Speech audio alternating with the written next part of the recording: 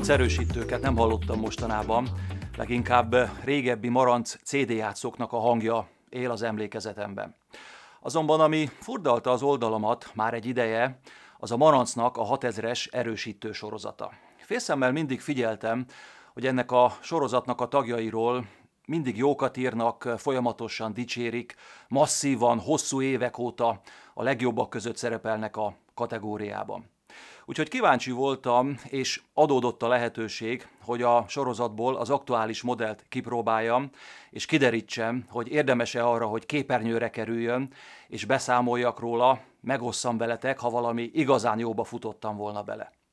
Sziasztok, Kádas Norbert vagyok, a Hifidili csatornát látjátok. A mai részben a Maranc PM6007-es sztereó erősítőről fogunk beszélni, és talán már sejthető, hogy valami lehet a dologban, hiszen pár perce már nézitek a róla készült videót. Lássuk!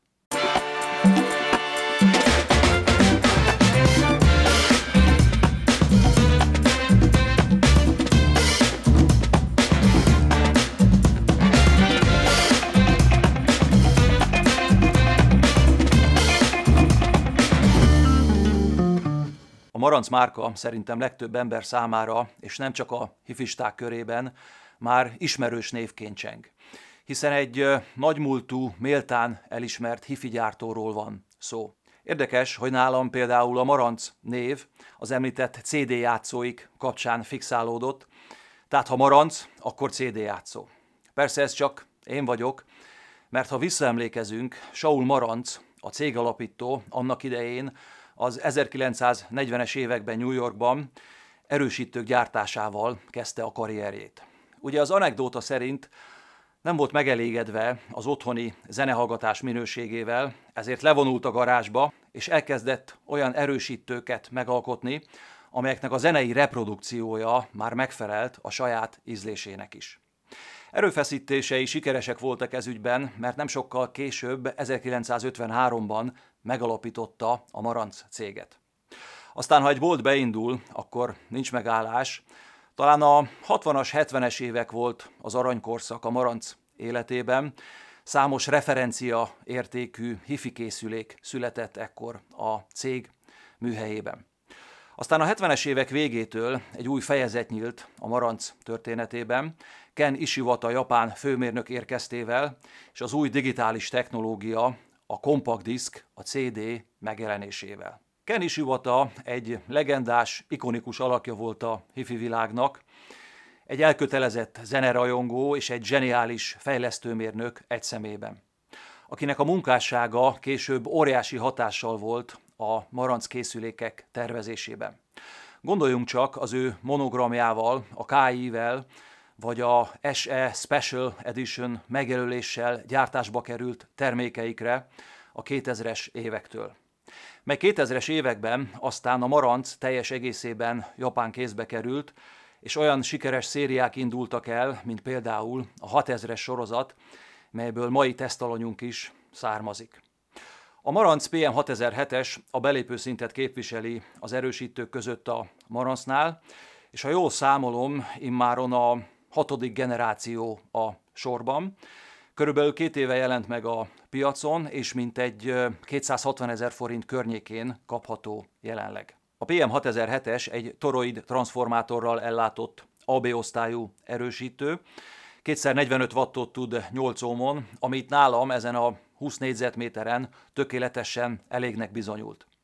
A legfőbb különbség az előd modellhez képest, hogy a belsejébe egy új DAC chipet, egy AKM 4490-es DAC-ot építettek. Illetve a hátulján egy mélyláda kimenetet is kapott még. A kinézete szinte változatlan az elődökhöz képest, maradt ugyanaz a letisztult, kissé visszafogott, időtálló megjelenés. Ami szerintem valahol tudatos a részükről, mert ezzel is sugározni akarják az állandóságot, a megbízhatóságot, a megszokott hangminőséget ebben a sorozatban. Az előlapon 2 nagy tekerőtárcsát találunk, az egyikkel a bemenetek között tudunk váltogatni, a másikkal pedig a hangerőt tudjuk szabályozni.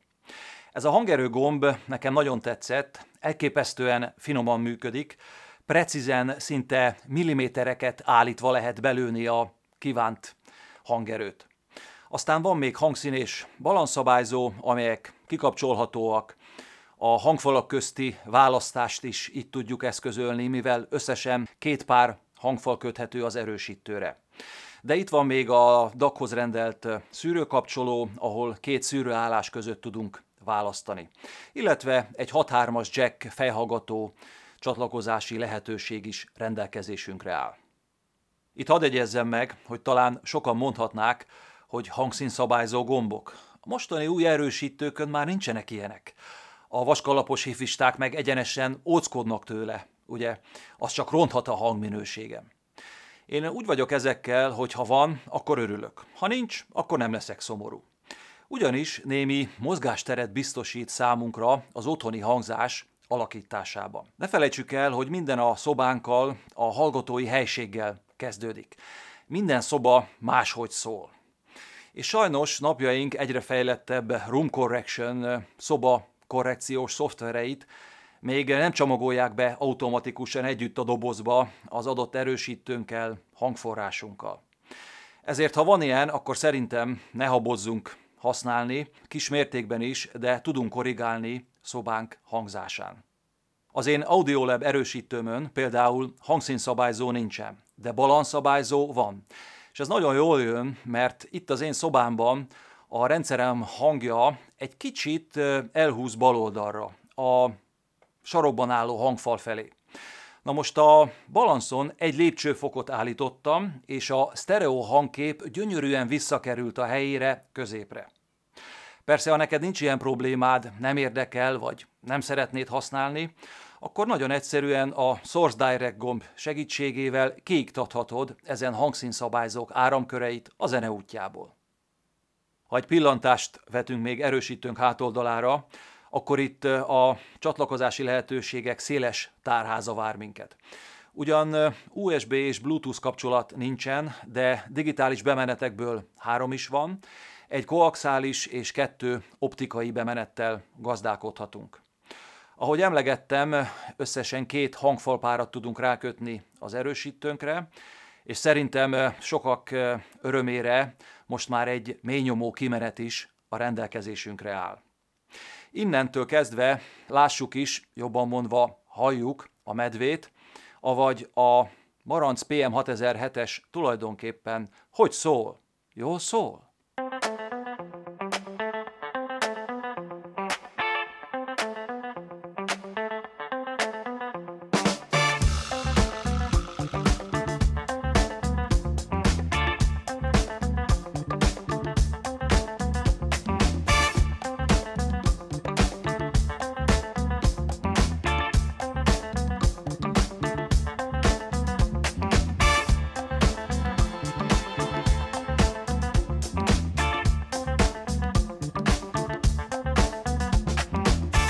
Most, hogy beatóbban megismertem ezt az erősítőt, már érteni vélem, hogy mi lehet a Marantz 6000-es erősítők sikerének a titka. Van egy finom gusztusa a hangjának, amitől vonzó, hallgatható lesz vele a zene. Folyamatosan zenehallgatásra csábít. Az egyik legárulkodóbb vonása, hogy amikor bekapcsoltam, szinte azonnal kiestem a tesztelő, elemző üzemmódból, rögtön magával ragadott az éppen szóló muzsika, és elkezdtem bulizni, relaxálni, kikapcsolódni, éppen mikor hogy. Valamit tudhatnak a Marancnál, mert szerintem nagyon eltalálták ennek a 6007-esnek a hangolását. Legalábbis én nagyon megkedveltem. Tulajdonképpen a megszólalásában minden megvan, ami ezen a szinten elvárható. A tisztaság, a rendezett, pontos hangszínpad, az élethűen szóló hangszerek, az energia, amit át tud adni. Tehát bőven úgymond a körön belül van. A szó, amivel talán legjobban megfogható, amivel legjobban leírható ennek az erősítőnek a hangja, az nem más, mint az, hogy teltkarcsú.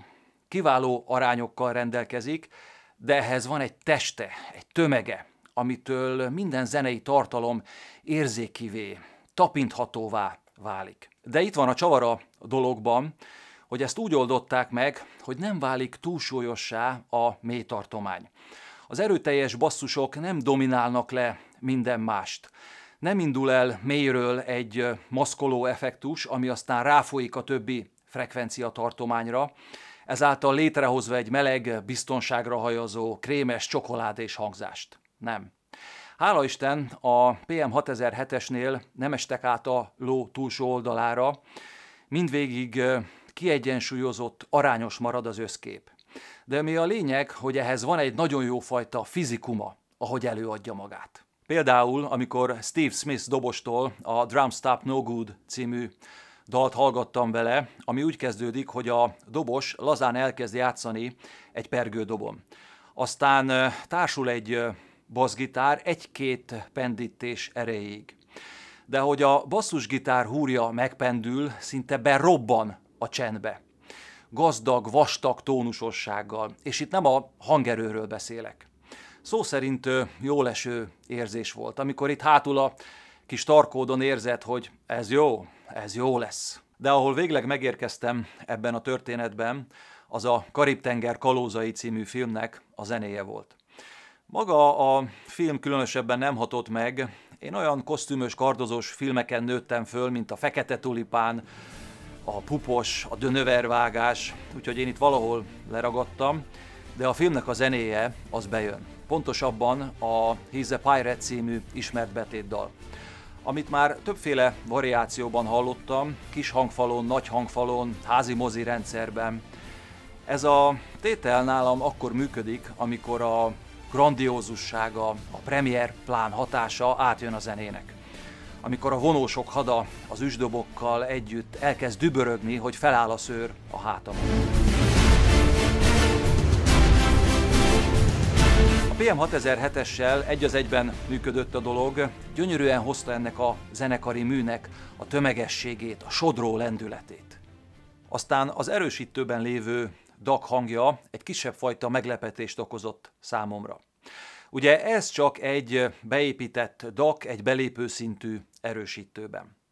Azonban amikor összehasonlítottam az én RME Adi 2 különálló DAC-kommal, akkor meglepően közel esett egymáshoz a két DAC hangja. Ez a beépített DAC jól kiegészíti az erősítő hangkarakterét. Megvan benne az a finom simaság, a kellő dinamikával, tisztasággal.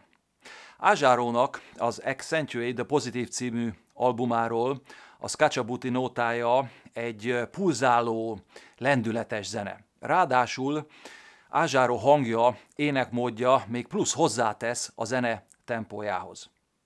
A 6007-es remekül kidomborította ennek a számnak a hullámzását, ahogy egy kicsit megtolja, aztán elengedi a zene tempóját. Egy szóval ez az AKM DAC chip szerintem teljesen rendben van, egy jó párost alkot ezzel az erősítővel. És ami még szintén rendben van, tapasztalatom szerint, az a fejhallgató erősítő rész. A Hi-Fi-Man Sundara fejhallgatómat egyrészről nagyon szépen meghajtotta, pedig ugye a Sundarához kell az erő. Nem találtam pontos adatokat arra vonatkozóan, hogy milyen teljesítmény nyújt a fejhallgató erősítője, de például az én Audiolab erősítőmön sokkal tovább kell húzni a hangerőt, hogy kvázi ugyanoda jussak erőben, teljesítményben, mint a Marancon. Másrészről pedig fejhallgatóban is megjelenik az erősítő hangjának ez a testesebb, tömzsibb jellege. Ami nagyon jól áll a Sundarának egyébként, mert ettől egy kicsit zsírosabb, hájasabb lesz a hangzása, ami csak emeli az élvezeti értékét ennek a fejhallgatónak. Néhány szót ejtenék még arról persze, hogy mit mutatott a PM6007-es, amikor összedobtam az én Audiolab 6000A erősítőmmel. Tulajdonképpen kategóriatársaknak mondhatók, bár az Audiolab valamivel drágább, szinte azonos tudással bír mind a két sztereó erősítő. Az Audiolab egy kicsit szélesebben szól, jobban széthúzza a zenét, a zenei részleteket. Egy picit gyorsabb és élénkebb, nyitottabb a hangja. Viszont ha alkatilag nézem őket, akkor azt mondanám, hogy amíg az Audiolabnek egy jó feneke, addig a Marancnak egy jó segge van. A You Could Be Mine című dalt például a Guns N' Roses-tól kifejezetten jobban esett hallgatni a Marancon, valahogy ütősebb volt, jobban átadta az energiákat ebben a rockzenében. Természetesen az is hozzátartozik az összképhez, hogyha viszonyítási rendszerben vizsgáljuk ezt az erősítőt, hogy azt is pontosan hallani, hogy hol húzták meg a határokat, hogy hol lehet még tovább lépni hangminőség terén. Mondjuk a japánok ehhez mindig nagyon értettek, hogy egy patika mérlegen kicentizzék, hogy adott összegért, adott pénzért milyen szolgáltatásokat, milyen teljesítményt kaphat az ember. Nyilván ez érthető, hiszen ha már itt ellövik a puskaport, akkor mi marad a magasabb kategóriás, drágább erősítőik számára. Ezért ha első hifi rendszered összeállításán gondolkozol, vagy lecserélnéd régi, korosodó erősítődet, vagy csak egyszerűen hifi minőségben szeretnél otthon zenét hallgatni, de nem akarod a világ összes pénzét elkölteni rá, akkor szerintem a Marantz PM6007-es egy kitűnő választás lehet számodra. Köszönöm, hogy újra velem voltatok, hogy megnéztétek ezt a videót. Ha tetszett és hasznosnak találtátok, kérlek iratkozzatok fel és nyomjatok egy like gombot. Ha van megjegyzésetek, írjátok meg a komment részben vagy e-mail útján. A viszontlátásra!